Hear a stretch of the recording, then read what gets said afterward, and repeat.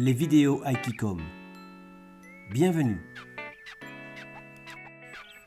Aujourd'hui, l'aïkido sans chute.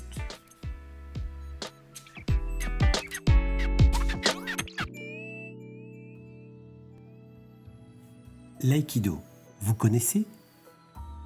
Art martial japonais non violent qui utilise l'énergie de l'attaque plutôt que de s'y opposer et ainsi alimenter la spirale de la violence. L'aïkido est une véritable philosophie de vie. La pratique de l'aïkido, comme la plupart des arts martiaux, exige d'être en bonne condition physique. Nombreux sont ceux qui sont intéressés par les enseignements de cet art martial, mais sont réticents à l'idée de s'inscrire dans un dojo d'aïkido. Qu'ils aient découvert l'aïkido sur le tard, ou n'aient pas, ou plus, la condition physique adéquate pour une pratique régulière, bien souvent ce qu'ils appréhendent, c'est l'idée de devoir exécuter ces chutes si spectaculaires à observer, mais dont ils redoutent les effets sur leur corps. Heureusement, il est possible d'envisager une pratique plus douce qui va dans le sens d'une recherche de sensations, de finesse de perception, ouvrant la porte à un aïkido qui devient un apprentissage corporel d'un art de vivre. La pratique de l'aïkido telle qu'on la rencontre dans la plupart des dojos n'est pas incompatible avec cette recherche.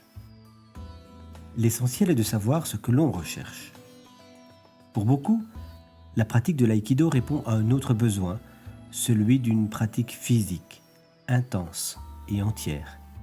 Une recherche de perfection de gestes, une esthétique du mouvement qui joue la corde de l'exhibition au sens étymologique de montrer, d'exhiber à la vue.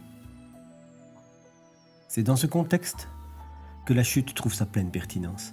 La chute, de par sa dimension spectaculaire, montre ce que la pratique de l'aïkido ne peut montrer. C'est la vitrine de l'aïkido, le point d'orgue du mouvement circulaire, amplifié par le hakama, ce pantalon noir large qui donne cette élégance particulière à l'aïkidoka.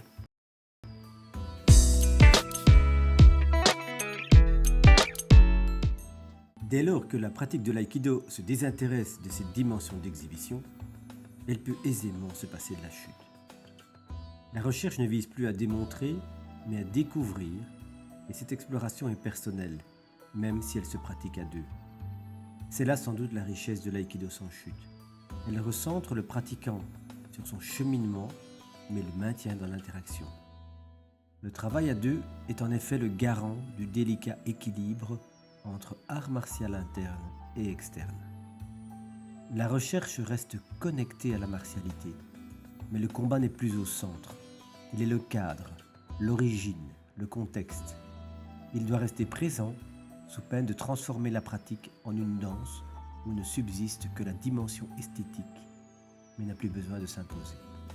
L'aïkido sans chute n'est peut-être plus vraiment de l'aïkido. C'est du moins ce qu'avancent les partisans de l'aïkido pratiqué couramment.